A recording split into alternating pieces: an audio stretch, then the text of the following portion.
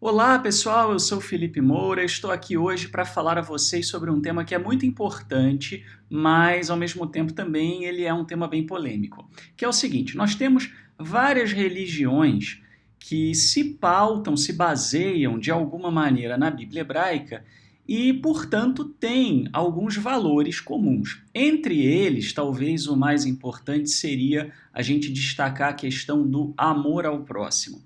E é muito interessante porque justamente a questão do amor ao próximo é a questão que talvez mais pega nas religiões, é o que menos se vê nas religiões. Inclusive, muita gente, né, quando, vamos dizer, se queixa das religiões, sai das religiões, fala, né, menciona essa falta de amor ao próximo. Nem toda crítica é justa, é verdade, mas muitas vezes essa crítica é pertinente. E por que então que as religiões falham miseravelmente em produzir amor ao próximo? Por uma razão muito simples. Você não produz mudança numa pessoa dizendo que ela tem que ser assim ou que ela tem que ser assado. Eu vou comparar isso com uma coisa que vai ajudar vocês a entender. Pensa numa dieta. O que é uma dieta se não você dizer eu tenho que comer assim, eu tenho que comer assado? E por que uma dieta não produz resultado? Porque quando pega você um pouco mais motivado, pega você um pouco melhor, pega você numa boa fase, num bom estado de espírito, você consegue se manter fiel à dieta por um bom tempo. Chega num dado momento, seja porque você está estressado, porque você já atingiu aquele objetivo, porque você já está há muito tempo naquela dieta, você desanima e aí você volta ao seu estado natural. E é por isso que os nutricionistas eles não recomendam muito dietas, e sim reeducação alimentar, que é o quê? Que é justamente você se transformar, né, para que você possa, a partir dessa transformação, você realmente comer melhor num período mais longo. E o que seria análogo a isso com as religiões e por que elas falham? Porque elas, na verdade, não produzem uma transformação. Elas dizem que produzem uma transformação. Todas elas vão dizer que sim. Mas a grande verdade é que não. Por quê? Porque elas simplesmente são, na maioria das vezes, um conjunto, né, de seja bonzinho, não seja malzinho, seja bonzinho, não seja malzinho, com mil e um exemplos, com mil e uma formas de dizer isso, né, de forma figurativa, de forma literal, com parábolas, com exemplos concretos, etc. Né? Mas existe um elemento que é fundamental para que você possa amar o próximo. E as religiões não trazem isso, e elas normalmente jogam contra isso, que é o quê? Que é o elemento do conhecimento. E eu vou dizer para vocês o porquê que esse elemento é fundamental. Pense no seguinte, você está no elevador, né, e você deu bom dia para o seu vizinho. Né? Chegou lá, bom dia, vizinho. E aí o vizinho virou e falou assim, que bom dia o quê? Aí você toma aquele susto e fala, nossa, né? E fica com raiva, né? Que vizinho grosso, né? Assim, poxa vida, né? Eu só dei bom dia, né? O vizinho precisava devolver dessa forma, né?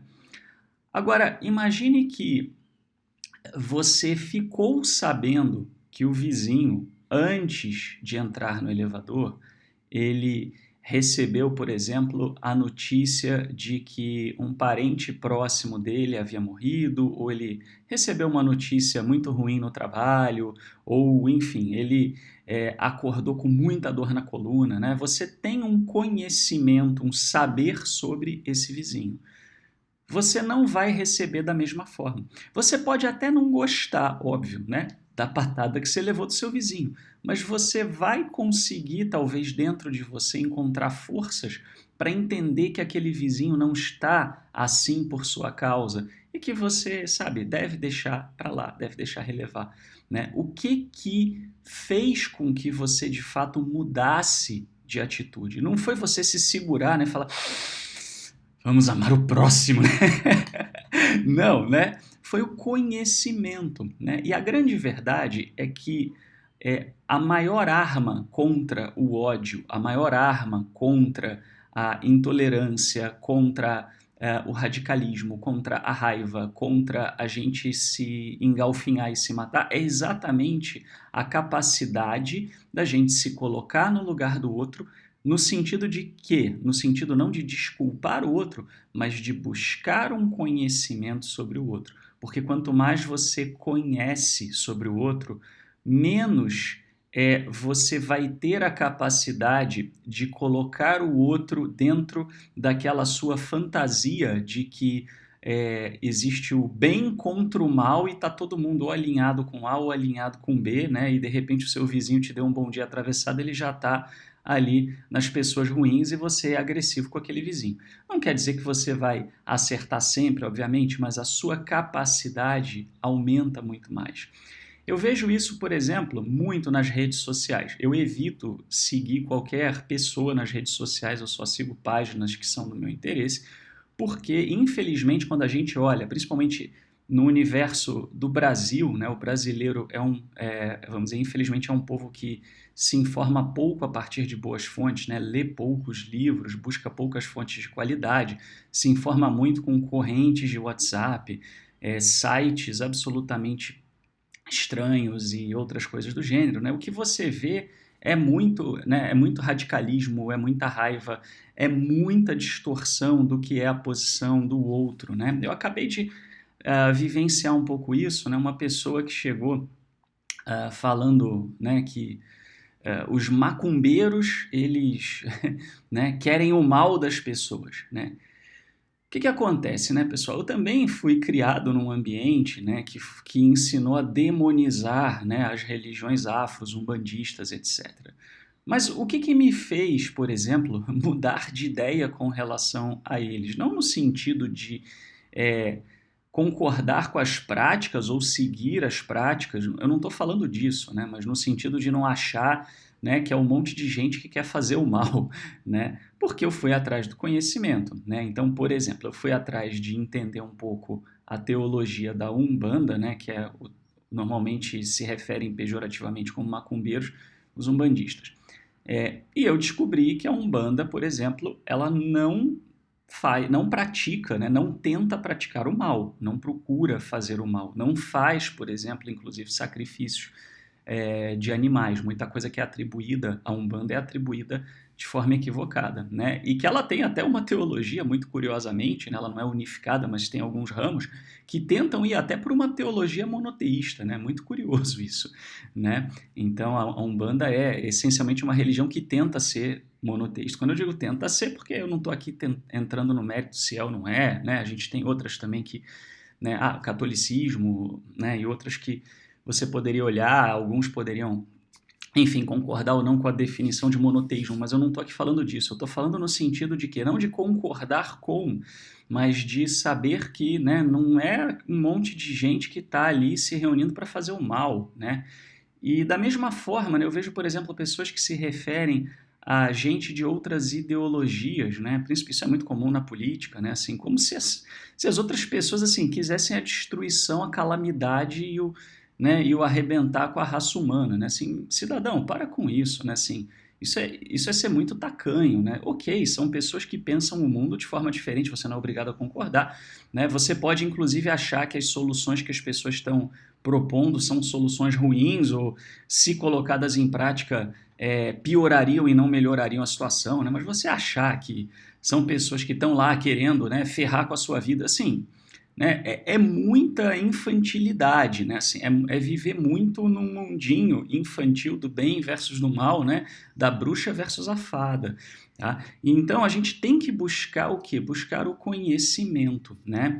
E se isso fosse uma coisa que só estivesse em voga no meio, vamos dizer assim, das ideologias políticas, até estava mais tranquilo, né? Mas o grande problema é que esse fenômeno de, eu já sei, então eu não falo, né, eu não procuro informação, eu não falo a respeito, eu simplesmente me posiciono sem buscar o conhecimento, isso não fica só na esfera religiosa, né, e na esfera religiosa é muito forte isso, né, por exemplo, você pega pessoas de uma religião A falando da religião B, normalmente eles vão falar um monte de bobagem, né, eu hoje em dia não sou uma pessoa que tem um alinhamento religioso no sentido de praxis ou de uma instituição religiosa, né? Mas eu digo, por exemplo, como judeu, que os evangélicos não têm a menor ideia do que acredita o judaísmo ou de como é que é o judaísmo, né? Assim como os judeus também não têm a menor ideia do que é a diferença de um evangélico para um católico, por exemplo, né? E aí você tem realmente, né, a questão do não conhecer, né? Mas se eu não conheço, antes de odiar, eu preciso buscar entender e conhecer, né? E aí, como eu disse, isso não fica só na religião, né? A pessoa carrega isso para outras áreas da sua vida. E aí é por isso, inclusive, né, que ela não consegue realmente evoluir como pessoa. Ela não está acostumada a conviver com o diferente. Ela não está acostumada a se colocar no lugar do outro, a tentar entender o outro. Porque se ela fizesse isso, ela talvez pudesse ter uma relação melhor com os seus colegas de trabalho, com o seu chefe, com os seus vizinhos, né? Deixa eu tentar entender a pessoa. Não. Né? Não há uma tentativa de entender, porque não há um encorajar de você buscar aquilo que é diferente. E por que eu disse que as religiões falham miseravelmente nesse aspecto? Porque, de um modo geral, com raras e honrosas exceções, as religiões, né, elas acabam justamente incentivando uma cultura de rebanho, né, daquele rebanhozinho bem, né, vamos dizer, bem coeso ali, né, bem juntinho, né, e fica dentro daquele mundinho. E as pessoas se sentem justificadas a agir bem só dentro daquele mundinho, né, e utilizam, inclusive, das suas crenças religiosas para agredir, para discriminar, para dizer que eu vou fazer para A e não vou fazer para B, né, ou que eu tenho que agir com A de uma forma diferente que eu tenho que agir com B, né. E as religiões normalmente não gostam de incentivar uma busca pelo conhecimento. Por quê? Porque a busca pelo conhecimento quebra dogmas, né? A busca pelo conhecimento revela, por exemplo, que a literatura sagrada ela não é tão linear quanto as religiões gostam de dizer. As religiões gostam de dizer assim, não, existe aqui uma literatura sagrada e nós seguimos o que é certo, né?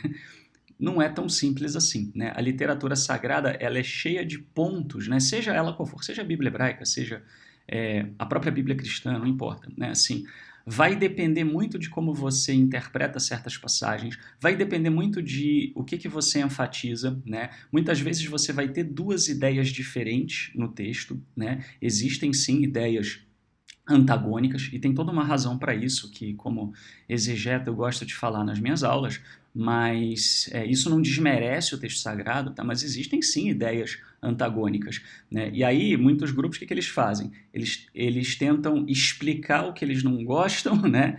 Assim, o que eles não concordam e ficam com o que eles concordam. E aí usa, tá vendo? Ó, olha para a passagem A, B. Ah, e a passagem C? Não, a passagem C, veja bem, né? Aí entra o veja bem. Então, assim, eles não incentivam o pensamento crítico, não incentivam você buscar conhecimento, você buscar expandir os seus horizontes. Porque a grande verdade é que o maior inimigo do amor ao próximo não é o ódio. O maior inimigo do amor ao próximo é a ignorância.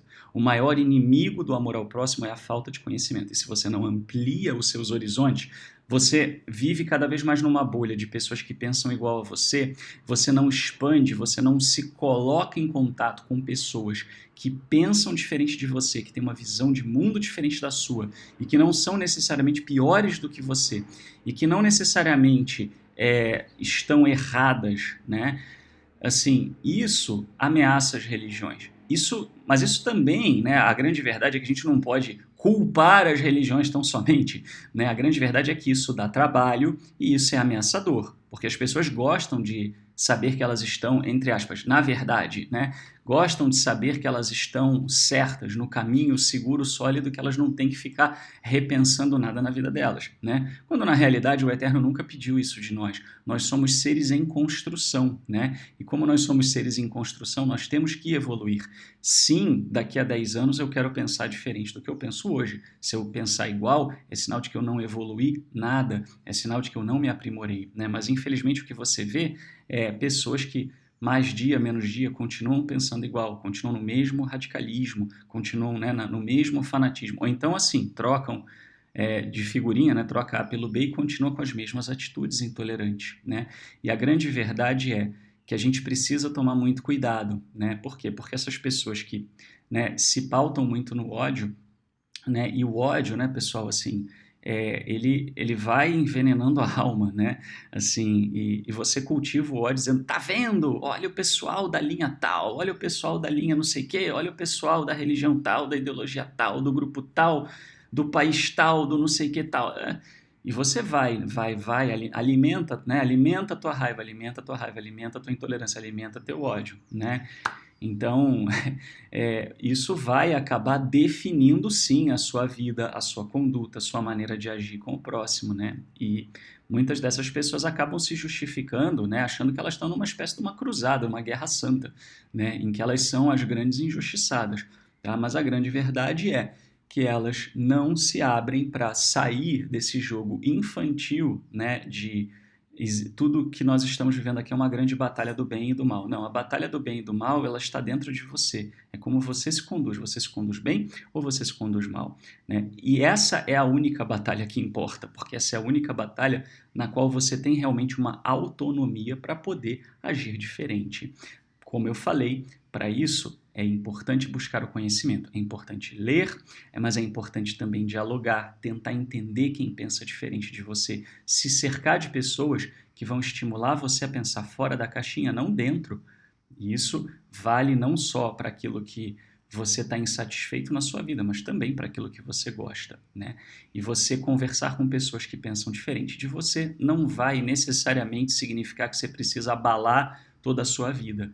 Você pode conversar com pessoas que pensam diferente de você e manter a sua identidade, manter a sua forma de pensar. Mas, evidentemente, é muito, mas muito mais difícil a gente odiar aquilo que a gente conhece e entende. Pode perceber, pessoas que normalmente odeiam, elas odeiam muito aquilo que elas não conhecem, aquilo que elas generalizam, aquilo que elas não querem tomar contato. Muito obrigado e até a próxima, se o Eterno nos permitir.